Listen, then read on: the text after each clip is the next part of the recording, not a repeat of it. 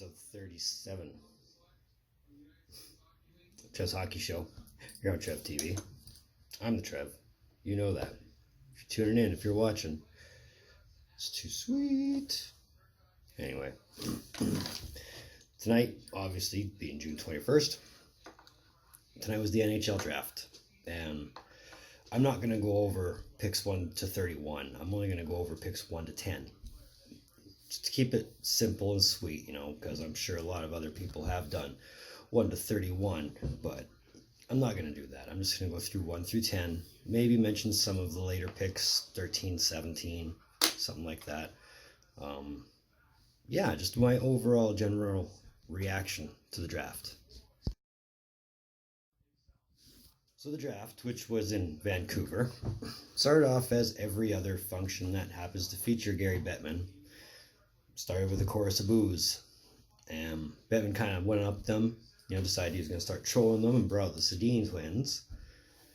And announced that they were getting their numbers retired in February by the Canucks. So it was a nice little troll by Gary Bettman, like, back at you, At least that might be the start of a trend where he does something in every city he goes to where he doesn't get booed right out of the building. But it's not to say that nobody else got booed. You have to remember it was in Vancouver, and they're not too fond of the Bruins, even with Cam Neely on the stage, and they let him know that when the Bruins picked at 22.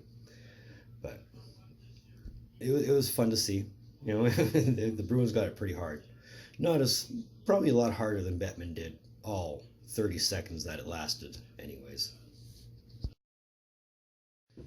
So with pick number 1, New Jersey obviously went with who everybody thought they were going to go with except me. They went with Jack Hughes, center from the United States Hockey League, ranked number 1 amongst the North American skaters. And when you're getting comparisons already to Patrick Kane, that's never a bad thing at all. You got to remember Patrick Kane won the Calder Trophy in his rookie year. So that could be a forecast. Who knows? That could be a spoiler. We'll address that when we get there, I guess.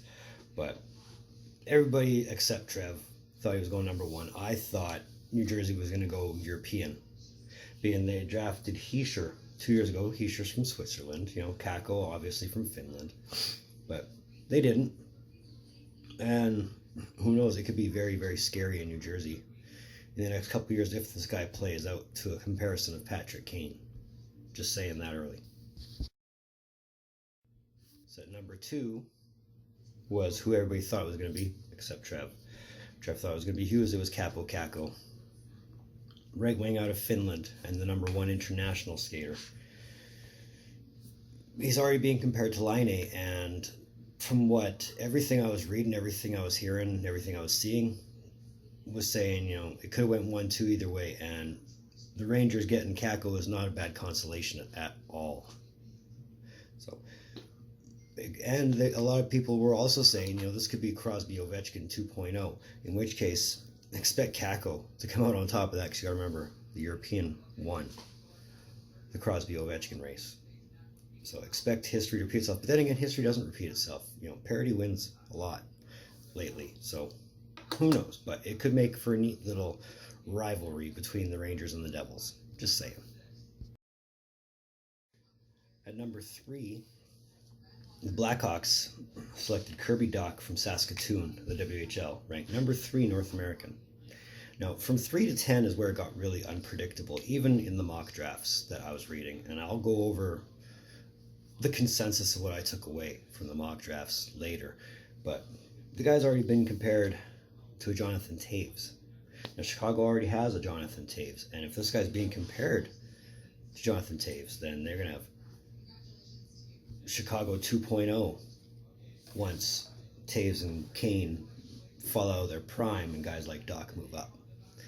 So they're building for the future, and they're building well. So be on the lookout for Chicago in the West in at least a couple of years. Number 4, Colorado had the pick, which they got from Ottawa in the Matt Duchene trade. And they selected Bowen Byram from Vancouver, the WHL, who was the number 2 North American prospect. And they're already saying Colorado won this deal as far as offensive defenseman is concerned. Maybe. We'll see. He's being compared to a Scott Niedermayer. If that tells you anything, Niedermayer was no joke back in the day.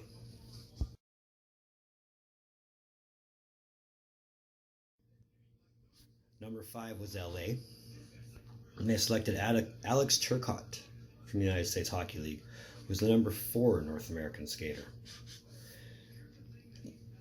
Pretty good pickup as far as your center line is concerned, and that's where they need the depth. If Doty gets back on his game, he'll have someone nice to pass to in Turcotte all the time, provided Doty can keep up to that level. But not a bad pickup for LA. They wanted to get younger, faster. This is a good way to do it. Just build around that, and you'll go places again. Detroit went completely off the board, and I'm kind of glad they did. I was really hoping Morris Seitzer would get drafted number 6. Defenseman from Mannheim of the Deutsche Elite League. That's pretty good. That's pretty good. Go in German efficiency.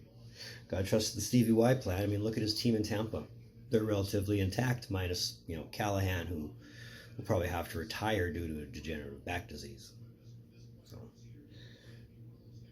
and that's just it. He could be thinking Tampa 2.0, and Detroit could be gearing up for something pretty hard, pretty fast.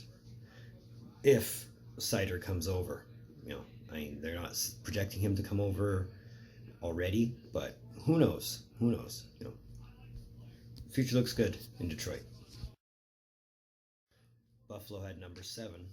They drafted Dylan Cousins from Lethbridge of the WHL. He was ranked number 5 in North American skaters.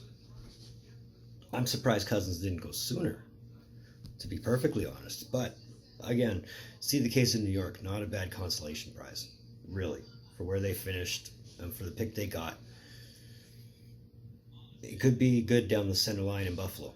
So look for, if they keep the team intact in the next 2 years, Eichel, Skinner, Cousins, Reinhart, Dahlin on defense, plus whatever else they decide to pick up along the way. So Buffalo's getting pretty good. Edmonton drafted number 8, and this was Ken Holland's first pick for the Oilers. Selected Philip Broberg from Sweden.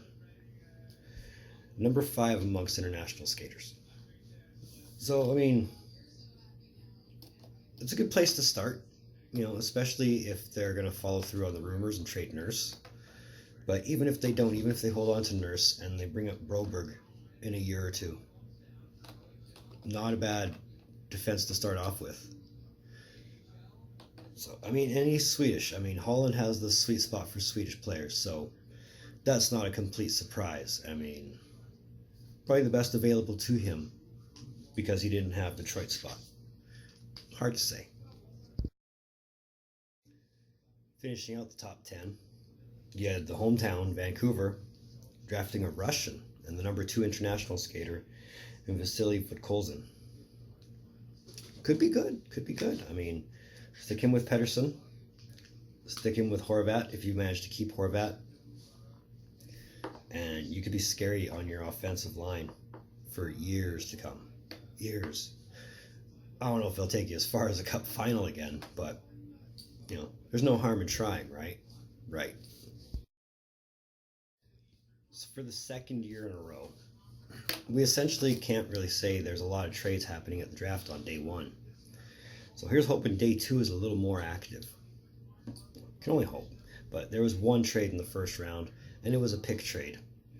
Arizona took Philly's 11th for their 14th and 45th of this year's draft. So here's hoping, with all the rumors that they were mentioning throughout the day, Subban's on the block, Justin Falk's on the block, Dylan Nurse is in talk, Oilers want Peter Mrazek's negotiating rights, tons of rumors flying around, but no real action. So I think if anything's going to happen, it's going to happen between now and free agency. But, free agency in itself is hard to predict. And that's why I don't try and predict free agency unless I'm concrete in it. I do want to say Panarin to Chicago still, but I don't think that's going to happen. That's just my thought. But that's a different story for a different day. I guess really the only real notes.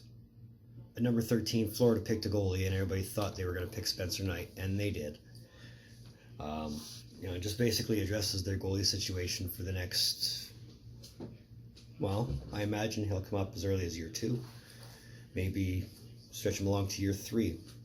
It depends on where Florida is at goaltending wise, and I mean, if you believe the rumors, if they do happen, and goalie Bob goes to Florida, it could be very interesting. Just saying. That pick that Arizona picked up at number 14 turned into Victor Soderstrom out of Sweden. So look for him to be playing with Oliver Ekman-Larsson in the not so distant future, maybe a year and a half tops.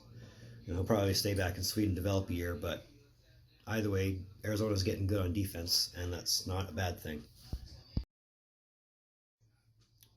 So a lot of the mock drafts that I was reading, other than 1-2, stayed pretty consistent with who was in it, but not so much who was where. I mean, yeah, Hughes was 1, Kakko was 2, Byram was number 4. And that's where the unpredictability came in, is you never knew who was going 3, 4, 5, even up to 7. To 10, really, ultimately. A lot of the mock drafts I was reading, the average was Turcotte at 3, he went 5th. Byram at 4, he went 4th. Doc was supposed to go at 5th, but he went 3rd. Zegras was supposed to go at 6th, he went 9th. Boldy was supposed to go at 7th, he went 12th. Cousins was supposed to go at number 8, but he went 7. Krebs was supposed to go at 9, but he went 17. And Broberg went at number 10. Or was supposed to go at number 10, but he went number 8. So for the most part, the mock drafts were pretty accurate. I mean, aside from Krebs and Boldy falling out of the top 10, and Seider not even close to the top 10. After 1 and 2, like I said, it was pretty unpredictable. It could have went any which way. It could have went anywhere, but as always, time will tell the actual, skill of this class. I don't know if it'll be 03 class, which is still considered the best draft class to this date. But it could be a good class. I mean, if you believe all the comparisons, we could be in for, let's say a 2007 class, which was a good class. I mean, you had Taves in that class, so not a bad thing at all. Let me know what you think. If this was a good draft, if it was a bad draft. Who should have went where, what pick should have been made. Let me know. I didn't keep my mock draft. Smart me, I tossed it when I was cleaning my desk at work. So I can't show you my mock top 10. But, judging by everything I was saying about it, is it really hard to say, I was dead on or I was accurate? I mean, I don't want to call the draft predictable because I didn't predict it to go that way other than not even 1 and 2. Like, I thought 1 and 2 were going to be different. But, anyway, let me know what you think. So that was episode 37 of Trev's Hockey Show here on Trev TV. I want to thank you for tuning in. I'm glad you did. Your viewership always means so much to me. Always has, always will. I do appreciate when you tune in. If you feel so complied to, feel free to like me on Facebook at Trev's TV.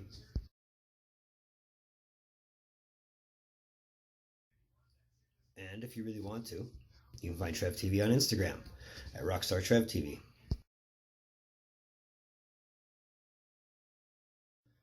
Going forward, I'm thinking 2 more videos this weekend.